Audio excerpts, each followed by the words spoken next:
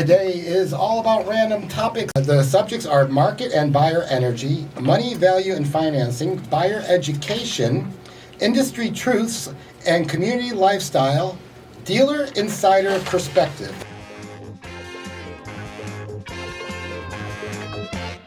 All right, welcome everybody. Today is all about random topics. You are listening to MH Live. I'm Dave Siracusa, here with Ed Salvatore. Ed, how are you doing today? I'm doing great. Getting ready for Leesburg Bike Fest. Over 200,000 people coming this weekend. Oh, it's going to flood the area. It's going to be a lot of noise, a lot of bikers, a lot of fun. But they're only here for 2 days. 3 days. Three days of motorcycles and music, and it's going to be great. It's spring's hottest days, and winds are going to be up to 2 miles per hour, so it's going to be wonderful. It's going to be a little hot on the bike, but hey. Of course. But hey, it is a hot time, and it's a hot show. So make sure you guys, if you're out there, and we're right on 441, so I'm sure all the bikers could be passing 1 mile south of Harley-Davidson. Gator Harley-Davidson, where it's all going down. That's right. So make sure you wave to SunBelt as you pass. Maybe we'll have some hot dogs or something. No, we won't. No? Okay. No, Good. We're not going to have that. We're not going to have a bike wash. We're not going to have none of that. You'll see a big sign that says SunBelt Homes. Just recognize that. Put a mental note, and make sure you follow us on our podcast and also on our website. The website happens to be on the board too. So that's right. Phone number, website, everything's there. Just take a picture of it, take it home with you, and then you'll purchase a manufactured home from SunBelt Homes when you get home. And we'll make sure that they allow and like motorcycles in your community, because actually that's a thing. Some don't allow motorcycles. That's true. I don't think many. I think they changed it a lot now, but there were in the day. I think 10 years ago, Ed, we had a lot of communities that just didn't want to have motorcycles. Now they recognize that those people have money and they want them in their community. I think now buyers of the people that own manufactured home communities, they probably have motorcycles themselves now. So and also the people that sell them, like us. Right, exactly. Why? What the heck? Okay, so today we are going right into some random topics. So we picked some topics, a bunch of subjects. Actually, we didn't pick them. But the subjects are market and buyer energy, money, value, and financing, buyer education, industry truths, and community lifestyle, dealer insider perspective. That's actually our lane. That's where we're going to stay. So we're going to go ahead, and I've got these topics randomly. I'm going to go ahead and pick a topic. Can I do it now? First you got to realize that this is MH Live. It's real talk, real solutions, and real results coming your way for the next hour. That's right. It is live, and this is real topics. So right here we go. First topic. You want the first topic? Do you want to be the answer? I don't care. Whatever you got. Well, I'll go ahead and say, here we go. Oh, this is a good one. Is this a buyer's market or a seller's market in mobile homes today? It's absolutely both. Well, what do you mean? Oh, okay. So it's a buyer's market, but we have a lot of sellers in the market, so it's a buyer's and seller's market. I think they want to know who's got the leverage. Oh, who's got the leverage? Well, it depends on who has the best price. I agree. And I think it's a buyer's market. It probably... The weight would lean that way, but it's a great market to be in. So even if you have a lot of sellers there, we need more, because obviously the inventory that's out there isn't moving, so we need fresh, new inventory. And maybe that will move. And I agree, Ed, it's both, because... The more the better. I agree it's both, because each community itself is its own little market. Its own little village. Its own little village, its own little market. I call it its own little ecosystem. So, one community may be, hey, real desirable, and there may not be a lot of homes there, and that market may be a lot stronger than another market, another community, because it doesn't have as much amenities or certain issues that it may have or not have. Right. But so I think each community has its own market. It stands on its own. It has its own market, and there are people that already live there that are directing their friends and family to that community. All right. So that's a great little thing. I still think buyers, if you look at it this way, let's say, and sellers also, listen to this, if you go to a store and it's half empty, it's not as much fun to shop in, is it? If you got more inventory, the more inventory you can put on there, the more chances of finding a great deal out there. So I encourage anybody who's thinking about selling their homes, maybe this is the last year for it, whatever it is, put it on the market now. Go home. These are some great months coming up to sell homes right now. All right. Let's go ahead and grab another one. That's Hear the fine. bag? You hear the bag, everybody? I don't like All the right. bag. That doesn't I like the told bag. you, it's supposed to be a hat. All right. We Hats ran out, don't we, make we noise. ran out of SunBelt hats, and we're getting more. Here we go. I guess I'll answer this question. This is, why are manufactured homes getting scooped up fast right now? Ooh, I got this one, Ed. you got it. And I know it's a little bit more your lane, but I think I can do this one. Okay, go ahead. I think manufactured homes I'll are let you getting, start. I think they're getting scooped up right now because it is a buyer's market and the inventory is out there, and I think the prices are very, very affordable. We've been talking on previous shows how the prices of manufactured homes since 2022 and 2023 have come down dramatically. So I would say, yes, it's definitely manufactured homes are getting scooped up right now. Actually, they're getting scooped up quite fast right now. We're having Right. we see a flurry going on at the moment. And I got a different opinion, a different approach to it. Okay, what's your opinion? I think that they're getting scooped up now because of the old school thinking that this is the end of season. The best deals are at the end of season. I That don't old know. school stuff.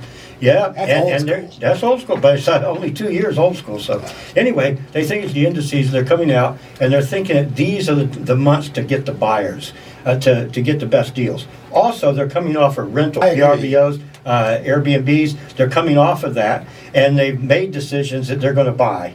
They're going to buy right now. So that's not another time. Apartment drawers. Apartment- A lot of apartments- lease people Yeah. are moving, shifting right now. There's a lot going on. It's a good time to have your house on the market right now. And it says fast. Why are manufactured homes getting scooped up fast right now? And I'm seeing it. I mean, I'm That's seeing all. it in Volusia County. I'm seeing it in Lake County. I'm seeing it myself. So why fast? All of a sudden, because Ed, in the last 2 months, 3 months, I mean, really, they had the same homes were there. And the same prices were there, maybe a little lower. Again, Maybe now they're a little we're lower. looking at the mentality Yeah. of the end of season. Maybe. And that's the time Okay. that they're trying to scoop up. There might also, Harry might be, this is his last RV rodeo. So Harry didn't drive it down as good as he did last year. Now they're deciding, there you go. And then also the RVers that are hanging out in these communities that are RV specialized, they're paying $500,000 a month. And they are waiting for the- $500,000 a month? $500 to $1,000 a month. I wasn't sure. But their rigs could cost I know that. $500,000 or more. Yeah. But now they're thinking, Harry, well, yeah, you didn't do as well as you did last time from Michigan. This is the last time I'm rolling with you. Harry kept driving off the road. Yeah, well, that's the reason why we have a big influence. It of is, buyers and right so now. right now, if you're a seller, I would say that right now, and I was talking about that, May, June, and July are going to be your very strongest months that we could go ahead and sell homes. So, Right. yeah, if you have a home for sale, make sure you call SunBelt Homes or go to SunBeltHomesales.com, and you're going to see some action on that website. Also, if you've been with another company and that little run is running out, it's time for you to maybe switch. Same actions Yeah, give you the same action. Same action results. gives you the same results. For sure. So you might want to switch up on that and take a look at SunBeltHomesales.com. Look at our website. Look at all that we do in the marketplace. Yeah. So we've got a break coming up, but we've got a lot more questions to get to, so stay tuned. But right now, I want to just mention that, SunBelt Homes have been mentioned in the MH Insider magazine, and this is a big deal. It's a national magazine, and it's something we'd love you to check it out. It's on page 52, and you can go to mhinsider.com online and go to page 52 and you'll see what it says, and it says SunBelt Homes makes waves in Central Florida. So make sure you check out that article. It's a good article. And check out all 3 pages of that big, That's long right. article. 3 pages in a national magazine. We're really proud of it. We'll be back, and maybe we'll talk a little bit about that on the next segment of the show. So stay tuned. Why not? You're listening to SunBelt Homes MH Live.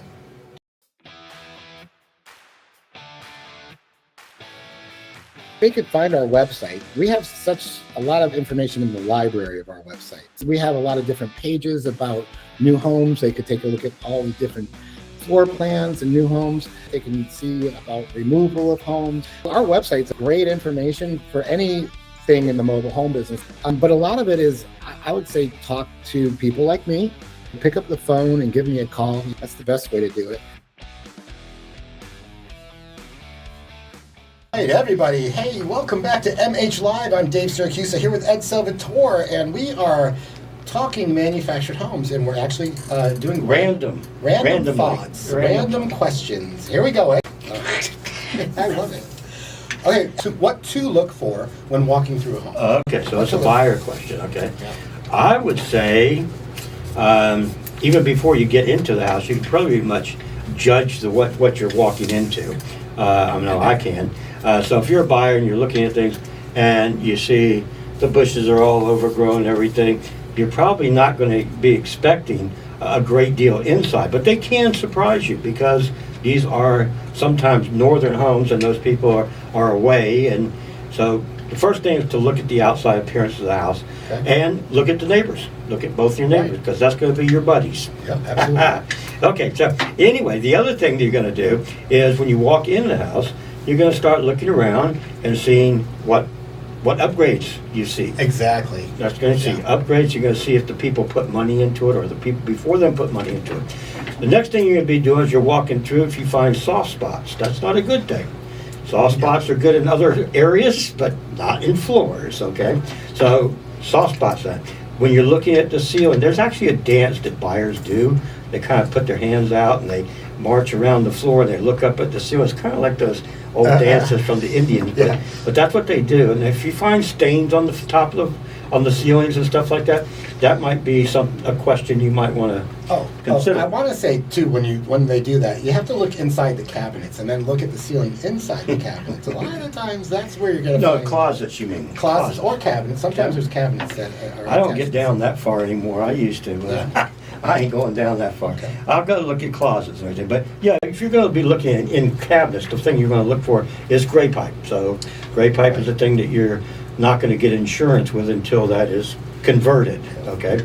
Buyers should also look at the condition of the whole home and what appliances are there. Maybe they're all older appliances. Maybe they're all mismatched. I think you hit a lot of the nails on the head. I would add a couple things to it. I would add I'd make sure you want to make sure your electric box is up to date. They wouldn't know. They wouldn't. Most buyers would not know. But your real estate agent should know. Or your but realtor. we're talking about the buyers walking through. Right. Yeah. Okay. So I would definitely want to make sure if I am a buyer, that's what I'm looking for. I'm making sure because a lot of them are. But you're an experienced guy. You're really thinking a lot of these buyers are not as educated as they are nowadays. And a lot of them are. I mean, you hit ChatGPT, and that's going to tell you what to look for in a manufactured home. It's going to say plumbing, electric, HVAC, everything HVAC. So I would definitely look at HVAC. I also look at 9-foot flat ceilings, 8-foot ceilings. I also look at 2x6 sidewalls or 2x6 or 2x4 sidewalls, and you can tell that by just the windows. You'll see if the window frame is longer or the door jamb is longer versus a smaller door jamb versus a 4 or 5 or 6 inch door jamb. So you would know that way. Well, most of the people when they're going into that house, they already know the year of the home. Sure. So that's going to be some of the research that they did while they were the tray ceilings. I look at all that stuff. Okay, so I think we hit a lot of things that we look for. So if you want an experienced agent, people like us, that's the difference. You're going to get a lot more than the average eyes are going to see when you come through with people like us. Right. Is that a good? I'm going to try to point out some of the things that I see that are cons. Right. So, Absolutely. I mean, instead of just trying to... We kind of do like mini inspections. Well, the whole thing is a lot of agents want to go in there and they've seen the prices, right, Wheel of Fortune, whatever. They want to go in there and Vanna White the whole place. And just let the people roam. Let them do their thing, man. You don't need to Vanna White it. Just let them roam. They've already done some research. They've been on ChatGPT and all this kind of stuff. But I'm just saying, let them roam. Let them have a good time by themselves. They'll come back and answer questions for you. But I'm not teaching any agents today. Right. All right. So let's go ahead and get another. How to spot a good deal versus an overpriced home. Okay, so they've been online. Good deal. They've been online. They're zeroed in on, let's say, a couple of communities, and they've walked the properties. And one of them is $20,000 more, about the same square footage and about the same conditions. I would go probably again, research a little bit more inside that community or zero in on Lake County or whatever county you're in, Volusia County, Marion County. Circle the wagons and get like about 5 or 10 homes that you really like. Yeah. And then you compare those 10 homes maybe in 3 different communities and you'll see what's overpriced and what isn't. Yeah, and what bothers me the most is sometimes we point out good deals to people and they don't see it, and they can't see the vision. That's because they Very haven't seen frustrating. enough. And Very they haven't seen frustrating. enough Probably true. properties. Right. So how to spot a good deal versus an overpriced home? I mean, I think a lot of that is gut feeling too. Someone's going to know when they go in, and this is a nice home, but gosh, they want so much for it, or blah, blah, blah, versus another home that they may have saw online. And I'm just going to say that if it's the same, close to the same price, then the only thing different is going to be the communities, and that's what you have to really balance. Well, communities and also the age of home. Because some of these people are out of their mind with 74 and 77s on the prices Right. that they have. Out of their When minds. you can get into the 95, early 2000s for those same prices. So, Well, back in the day, back in 2000, again, 2020, they took those 70s and they rehabbed the heck out of those 70s. Yeah, but it's still and tried to get these 1974. Don't buy remarkable anything. prices for them. It I was know. crazy. We didn't do that. I know. Let's go ahead and give let's another go. question. Another one. Here we This go. is more fun than I thought it was going All to be. right, told Really, you. tell you the truth. I told you. Top 5 mistakes first-time mobile home buyers make. I want to just add the first one. Oh, Okay. I already why? I called it. Go ahead. Well, I just want to talk about financing because it says Okay. first-time mobile home buyers. Okay. A first-time mobile home buyer cannot get first-time mobile home buyer financing. There's no such thing. First time buyer. It's not a first-time buyer financing for manufactured homes. That is for site-built homes. That's an FHA product or a Fannie Mae or Freddie Mac product, and that does not apply for manufactured homes. So if you want a loan for a manufactured home, you'll probably have to come up with at least 10 to 20% down. Yep. So Other mistakes. there you go. What's the other top 5 mistakes, Ed? Well, I would say buying the home because it has a golf cart with it. Oh, that was a really nice one. Thank you. And it's followed up by buying one that's already furnished. Oh, there you go. Just because it's furnished, you gotta save a few And buying thousand. one because I like the color of that house. It's funny you say that. Can I give this third-party story here? Okay, I go have a ahead. beautiful home right now that is an amazing deal. And look, they're laughing off camera right now because I'm telling the people it's an amazing deal. How great the home is, giving them the first opportunity to buy it, and I've been quality 2x6, 9-foot ceilings, only paying 1/3 of the price of what it would cost, and they didn't like the outside of the color of the home. There you go. I said, you can paint that. I can have that painted That's- for $500. That side. not $500 anymore. No, it's one side, Ed. It's a little strip. Oh. It's a half of the 60 Oh, I thought foot. you meant the whole house. No, I was talking about the whole house. It's a 30 by 6 square that we'd have to paint, Okay. So that's my third party color's story. Yeah. Color's kind of crazy. It is crazy. And then, let's see, what else do a first-time buyer might do? I would say that buying it without an inspection if it's an older home. Well, it should be inspected. Any of them. Any of these homes that you... first of all, look, again, we go back to the knowledgeable representative of the house. And when you start talking to this individual, and they'll go, I'll get back with you on that, I'll get back with you on that, you're in trouble, okay? Yeah. So 4-point inspection would be very, very important at that time. You're still going to need it if you're going to buy insurance. If you're going to have your home insured, you're going to need a 4-point inspection.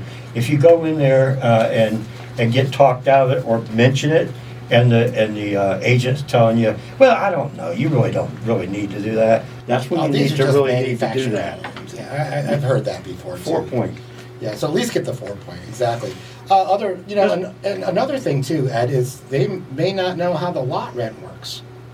And we're very full disclosure type first-time buyers, right? So we're very full disclosure on all that, but they may not know that once they buy that house, the lot rent might go up or... Well, this is another little, here, I'll give you a little tidbit.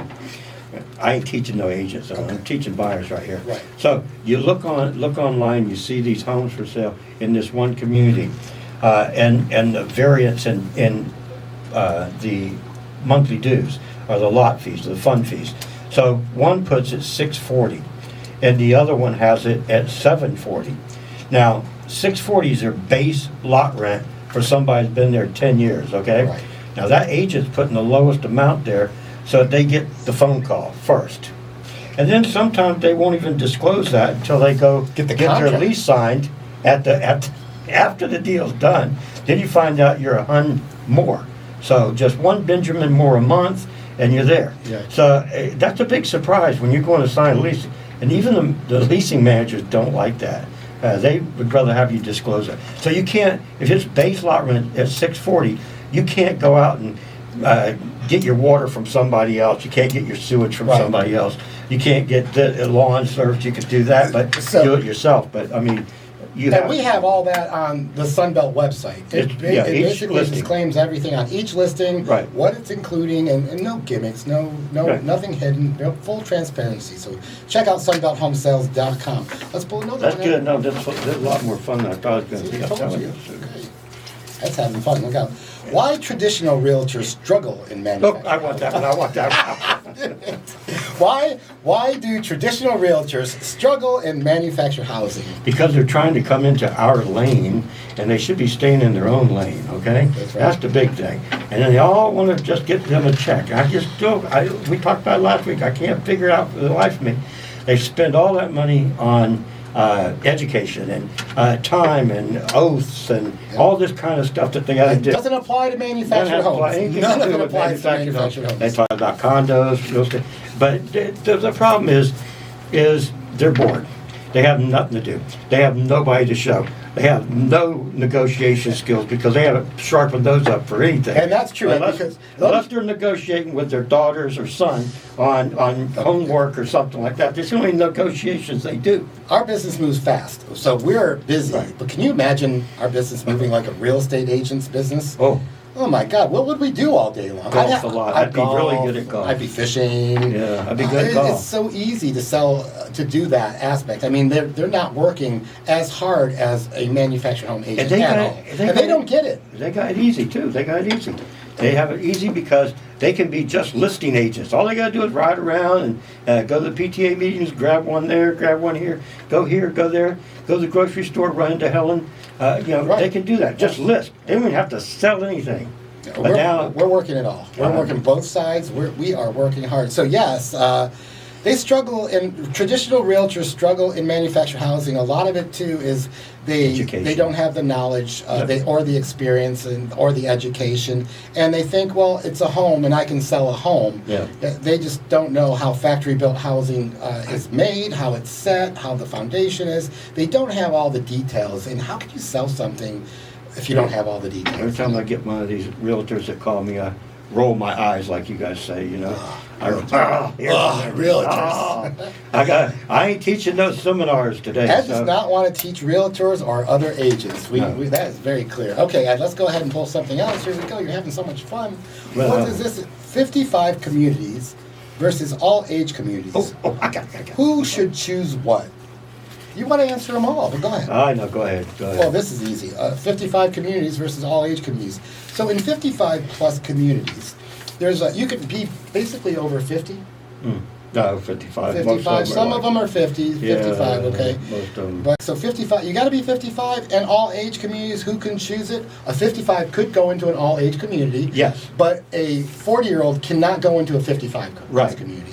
There's a lot of quality family communities. I can put them off right now. I can name a few. There's one in Sorrento. Yep. That's really great. Oak Springs. Yep. It's an all-age community. So, yeah, we have, and that's the beauty of us. We'll tell you, we'll guide you. Yeah. And we can, because it's not steering. It's not a real estate thing. So we'll be right back after a short message and from our sponsor. And our sponsor happens to be SunBelt Homes. And SunBelt Homes wants you to know all of the services that are included in the SunBelt umbrella.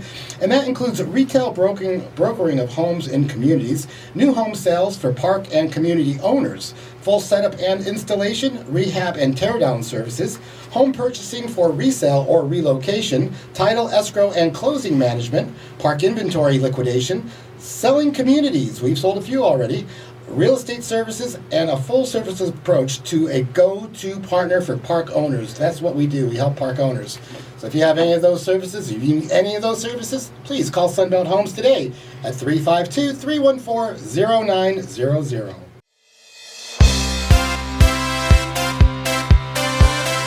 If you want something that's very affordable, we can build something solid that's going to be very good. We'll build something really nice for you. It just depends on what you want and how far you want to go with it. Because you could build one of these just like a regular home. I mean, you can put more insulation in the ceiling, more insulation in the floors. We could put impact-resistant windows on them if you want. We actually can make them a smart home if you really want to go that route, but all that costs more money. So you always know what's going to cost with just your regular options. And then if you want a little something special or you think you deserve a little bit more, we're able to do that for you too.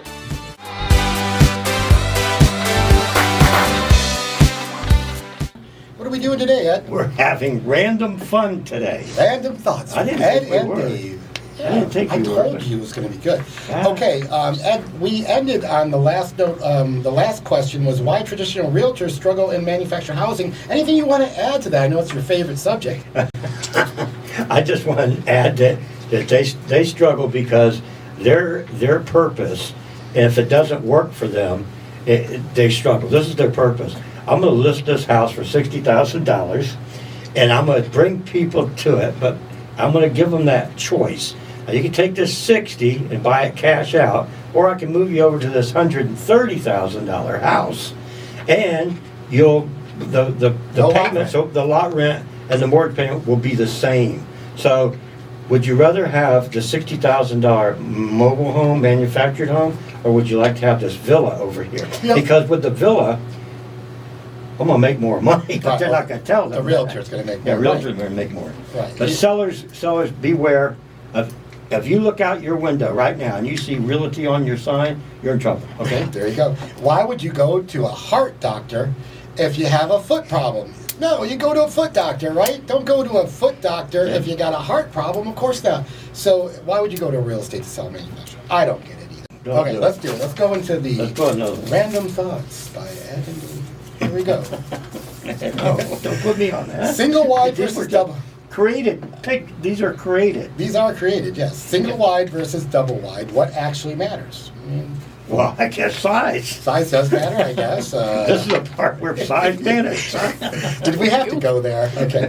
You Anyways, come up with these things. I didn't come up with the single wide. That's So what I okay, said. now let me tell you about single wides. I have something I want to say about single wides versus double wides. Okay. You know, single wides. We talked back in the day on a previous show. Remember they were 10 wide coming down the road. Yeah, No, they yeah, were yeah. 8 wide coming down the road. Then what was his name? Harvey. He got them to the 10 wides, Yep. and then they were able to stay, put kitchens in them and all that. And then they became 12 wides, and then 14 wides. And guess what they make today? They 16. make 16 wides. So a 16 wide home is a pretty good home. And you know what? It's a very affordable home. So a single wide has its place in the manufactured home market, the new manufactured home market. So now, if you're a pre-owned single wide, this is the way I look at it, okay? You're in trouble, okay? No. Well, you are. Because when you deal with lot rent, it's just kind of like an apartment, okay? If you can pay the same apartment fee monthly for a 1-bedroom, 2-bedroom, and 3-bedroom, what do you think most people are going to select? Probably 2 or 3 bedrooms. They're paying the same You amount. can get a nice 2 or 3 bedroom single wide. I understand that. That's not the point. Yeah, I mean you could. You're paying the same amount. So here you take less of the lot because you're smaller square footage on the lot, okay? Yeah. But you're paying the same price as a double wide. I've seen 14 by 70s with beautiful big Florida rooms on them that just live like a double wide, and No, you they have a don't. lot more yard. And, They don't live like a double I mean, they wide. kind of do. When they look at the house, they're looking at a double wide home versus a single wide home. And right we now, agree to disagree. okay, but no. Right now, in this marketplace, where fees happen to be one of the factors in Right. this, they're going to look at, should I buy the single wide, which is really nice. It's got great vegetation around, great landscaping. It's a wonderful looking home. Or should I get the square rectangular look of a double wide? Right. Now, A lot. Price might have a lot to do with it. Yeah. Let's go ahead and get another No, topic. let's Get go another ahead. one. Here we go. Cash versus financing. What buyers should really do? Cash. That's what I would do. I would buy cash. Yeah. I'd buy cash. Now, a lot of times, I just had this come up yesterday. A lot of times, people aren't really. They're looking at the market, but they're not prepared to buy. Okay, but they own their house outright. So financing to get this price on this house right now, you could do equity line of credit. That's right. You could do that. Now that would free you up to get this house, secure it, and then, pay it off when your house Right. sells. Okay?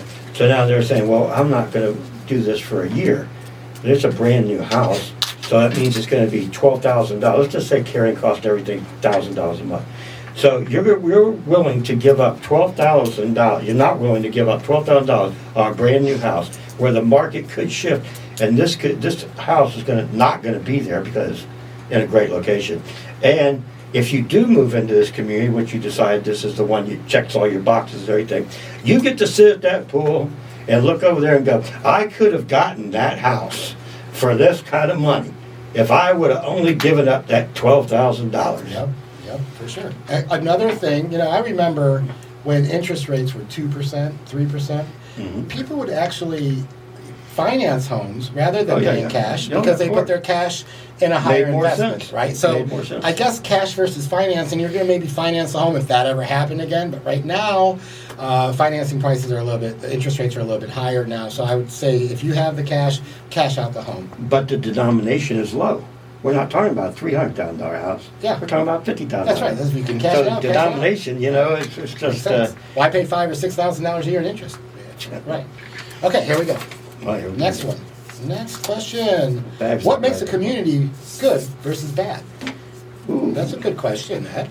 Okay. We both have opinions on this, I'm sure. Okay. You want yours first? No, you can go first. Okay, so I'd say, okay, so... I'll tell you why. Okay, so I think if the lot rents are high and there's no amenities... That's the key. And there's no amenities, then I think that's going to be a harder... That'd be a thumbs down, Ed. Yeah, that would be a thumbs down. That'd be a thumbs down. Yeah. If a community is good, but if it's got high lot rent, but it has a whole bunch of amenities, pools and clubhouses, multiple clubhouses, multiple pools, solar heated pools. Then it's not high. Then it's not high, and it'd be a good community. Right. So I look at it like that. I also look at if the community is being maintained. If you see the grass being cut, if you see the trimming done, if you see the clubhouse being cleaned and windows are cleaned and things like that, that speaks a lot about the community as well. Yeah, and you get to feel the community when you ride through it.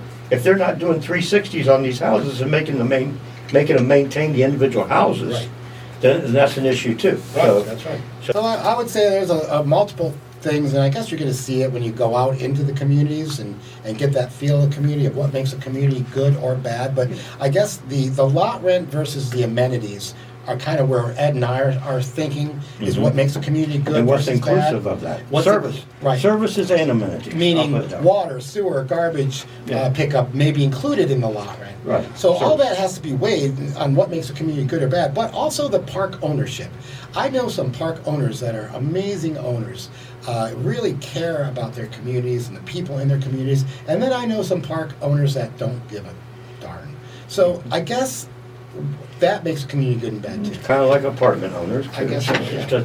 It is what it is. But you got to just evaluate yourself, because what's good for somebody, they think this is just great. They leave everybody alone. Then this guy's going, oh, this ain't good. Right on. So I mean, it's the individual's taste too. All right, let's go ahead and go to the randomizer. Community living versus land ownership. Land ownership, basically, if you have a house on a regular block in there, I bet you don't barbecue or watch sports or anything else with hardly anybody in the next 3 or 4 blocks around you. If you live in a manufactured housing community, I bet you have a lot more friends. You're gonna smell the do a grill. lot more activities. You do a lot more things together. You might even take a walk around that community and get healthy. You never know. But where you wouldn't do it in some neighborhoods. So you're saying sometimes you don't know your neighbor in a residential home setting. No. You may not even know your neighbor. Especially in today's, the way they design homes, you get the garage, you go in the garage, you go through the utility room, you live off the back of your home. Right. Nobody's walking down the sidewalks and seeing the kids like the 50s and 60s. That's not the way it is anymore. Here's one I want to throw a financial thing out there. If you own a residential home, you are paying residential real estate taxes. Yeah. So when you own a manufactured home in a rental community, there is no real estate tax. So a lot of that could be, offset it with lot rent. So instead of paying real estate taxes, you're paying lot rent. Instead of paying lot rent, you're paying real estate taxes. You never really own your home. Whether you think you own your home or not, you don't, because you're paying real estate taxes on it every year. And if you have if you're financing it, you'll find out if you don't make payments in 5 or 6 months that you don't really own it either. That's right. All right, let's go ahead and grab another one. Here we go, Ed. All right, how about this? New versus pre-owned, which is smarter? Depends on the location. I guess the location again. I think the pre-owned probably already established into a community. If we're talking residential, if we're talking in communities. I mean, I don't know if smarter is the best word for that. Which is smarter? I mean, I think which is smarter for you? Which is best for you? Best for you. If you could afford a brand new home, I would say that's smarter to get. If you can afford a brand new home, it's smarter to get a brand new home, because you can get a brand new home to be built quite well nowadays. To your design. Your design. So if you could get a brand new home, and we sell custom homes, beautiful homes. So if you can get one, I would say certainly get one. But if not, not everybody can buy a brand new home, Ed. I mean, they're in the hundreds of thousands of dollars possibly. Well, just like everybody can't buy a brand new truck. But there is something for everyone. Just go on SunBeltHomesales.com and you will see inventory from $20,000, actually $10,000. $9,500. Thank you, Ed. $9,500 to $300,000. I think we still have one about 240, yeah. So you'll find something on our website, SunBeltHomesales.com. But which is smarter? That's up to you. If you can afford a new home, I think that's always smarter. There are great values on pre-owned homes in this marketplace today. Amazing deals. Amazing deals, exactly. All right, here we go. Next we have Ed, hidden costs buyers don't think about. They buy a manufactured home. In costs that you don't think about. Okay, so maybe they have an ad valorem or non-ad valorem tax that's added to it that wasn't mentioned before. Yeah. So in January, you're hit with an ad valorem or pass-through tax, whatever you guys want to call it. Yeah. That could be a little surprise for you. Yeah. And there's also a sales tax. That's not a surprise, because we're listing all that. Well, right, that's what I'm saying. But they may not know. Oh, yeah. Buyers may not know about that. They don't know. So there's going to be, and there might be a closing fee. There's going to be a closing fee. There's going to be sales tax. There's going to be a title transfer fee. Yep. We have, just like when you buy a car, you have to get the title transferred into your name, your registration. It is a DMV product. It is a DMV product. Boat, RV, car, manufacturer. That's why you don't need to have a real estate license to sell it, and that's why realtors are really out of their lane, and they don't even know how to close one of these things. So, they don't even understand the title work. So that's good. Hidden costs buyers don't think about. I would say closing costs, insurance costs, maybe some inspection costs, some sales tax, some title transfer fees. I think that's about it. That's about it. I mean, it might be a wire fee or something if they wire them up. Well, that's during the closing. But I mean, after they've purchased it, the only thing they have is those stickers on the front for about $80 or $40 if it's a single wide. Yeah. That's every year, right? But other than that, I don't think there's any surprises. I think you'll be surprised by the lifestyle that you'll get. I think you'll be very happy. I think that that's going to be very pleasing, that you have people that you can hang out with and talk to and interface with and have a great time. You'll find yourself being more active in this kind of environment, especially if you're coming out of one of those apartment complexes. You're really going to have a good time. How much kind of price can you put on independence? So you could paint your door blue, you could have gardening going on. They don't let you do that at the condo. No, they don't. Let you do that at the apartment complex. We can get one more question in, I think, Ed. Okay. Right? Why are manufactured homes still the best value in housing? Affordability. Easy. Yeah, affordability is, that's an easy one. The fact that, again, we're going to go to independence. I still go with that. I think it's independence and affordability. Yeah, I think absolutely. that's great. Well, we nailed it, man. We didn't get all of our questions answered, but we answered a lot of them, and maybe we'll do it again next week. That was fun. Yeah, because it's real talk. It's real talk. Real solutions. Real solutions. Real results. It's real. That's radio. what it is. That's right. MH Live. I'm Dave Siracusa here with Ed Salvatore. If you liked us, like us. Like us on Facebook, like us on YouTube, like us everywhere. Thanks for listening. MH Live. I'm Dave No, I'm not Ed Salvatore. You're Ed Salvatore. I'm Dave Syracusa, and we'll see you next week.